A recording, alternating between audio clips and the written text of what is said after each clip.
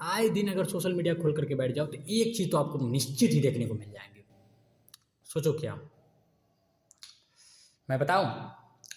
आपको एक media reporter मिलेगा जो किसी सरकारी विद्यालय पर या फिर किसी सरकारी संस्थान पर माइक लिए हुए मिल जाएगा और उस सरकारी विद्यालय के या फिर सरकारी संस्थान के जो संचालक होते हैं उनके गले में उधेड़ उधेड़ कर माइक को पूछेगा, क्या मैडम कुछ आता होता है कि ऐसी पढ़ाने चल रही है?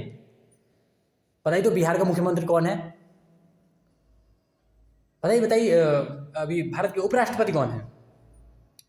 अच्छी बात है, अच्छी बात है, सजगता बहुत अच्छी बात है। लेकिन एक चीज़ आपने गौर किया होगा, अगर नहीं गौर किया होगा तो मैं बता देता हूँ, ये मीडिया रिपोर्टर आपको निश्चित ही किसी सरकारी विद्यालय या फिर किसी सरकारी संस्थान पर ही मिलेंगे। भ्रष्टाचार सरकारी संस्थान पे ही होता है, किसी निजी संस्थान पे नहीं हो सकता। मैं ऋषभ कुमार एक प्राइवेट संस्थान का संचालन कर रहा हूँ, भ्रष्टाचार वहाँ नहीं हो सकता है? लेकिन नहीं, वो वहाँ नहीं मिलेंगे आपको। आप गौर कीजिएगा इस बात को कि वो किसी सरकारी विद्यालय या फिर किसी सरकारी संस्थान पे ही आपको देखने को मिलेंगे। हमको ये बात समझ नहीं आ रही है कि इनकी लड़ाई सरकार से ज़्यादा है कि ज़्यादा भ्रष्टाचार से। हमें भ्रष्टाचार से लड़ना है या सरकार से झगड़ा करनी है? और भ्रष्टाचार जितना किसी सरकारी संस्थान या फिर किसी सरकारी विद्यालय में हो सकता है, किसी निजी संस्थान में भी हो सकता है।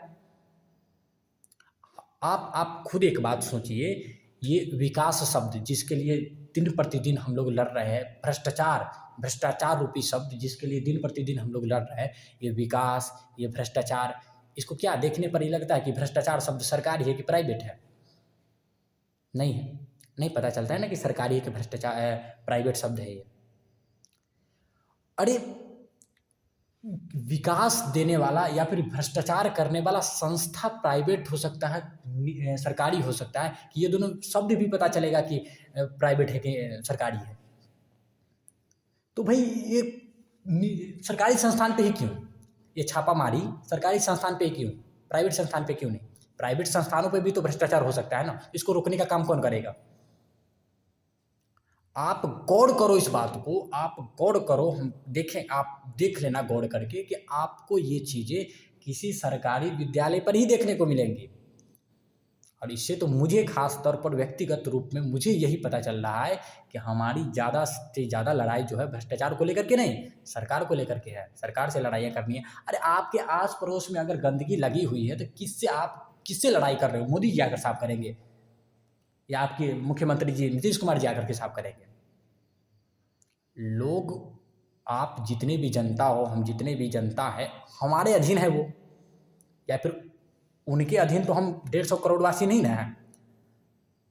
तो हमें सोचना होगा ना कि कहीं न कहीं व्यक्तिगत रूप पे, सामुदायिक रूप पे हमारे अधीन है वो।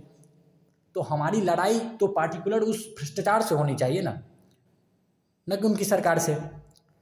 तो मैं बस ये कहना चाह रहा हूँ कि आप ये जो भ्रष्टाचार को जड़ से खोदने चले हो, निकालने चले हो, इसको तराश रहे हो, तो ये सिर्फ सरकारी संस्थानों पे क्यों, इसको मतलब निजी संस्थानों पे से खोजिए। ये एक पक्षीय विकास से तो काम नहीं चलने को है। बहुरूपी विकास होगा तभी तो कहीं न कहीं भ्रष्टाचार रूपी शब्द को आप हटा सकते हो कहीं से भी। ये या फिर क्षेत्रीय वर्चस्व से या फिर अपने राजकीय क्षेत्र से या फिर देश लेवल पे देख लो। तो इस विडंबना को पाल करके मत चलो कि भ्रष्टाचार सरकारी विद्यालयों या सरकारी संस्थानों में ही होती है। प्राइवेट संस्थान, प्राइवेट लोग भी भ्रष्टाचार कर सकते हैं। हालाँकि आप लोगों का विचार क्या है इस पर आप लोग ज़रूर बताइएगा।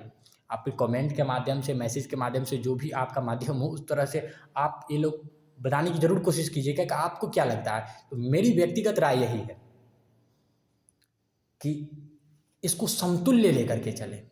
ये जो भ्रष्टाचार को जड़ से उखाड़ने का कार्य है, ये किसी निजी संस्थान पर ही पूरी थोप ना दें, बल्कि इसको सरकारी संस्थान के भी समतुल्य रखें। ये सरकारी संस्थान पे अगर हो सकती है, ये निजी संस्थान पे भी हो सकती है। अगर इसका निरीक्षण हम किसी सरकारी संस्थान पे कर रहे हैं, तो इसका निरीक्षण हमें निजी संस्थान पे भी करना चाहिए। क्योंकि विकास करने वाला, भ्रष्टाचार करने वाला संस्थान निजी या सरकारी हो सकता है, लेकिन भ्रष्टाचार या फिर विकास शब्द तो आप समझ ही रहे हैं, ना तो सरकारी है और ना ही तो निजी है। आपको ऐसे विचार कैसा लगा आप ज़रूर कमेंट करके बताइए। जय हिंद।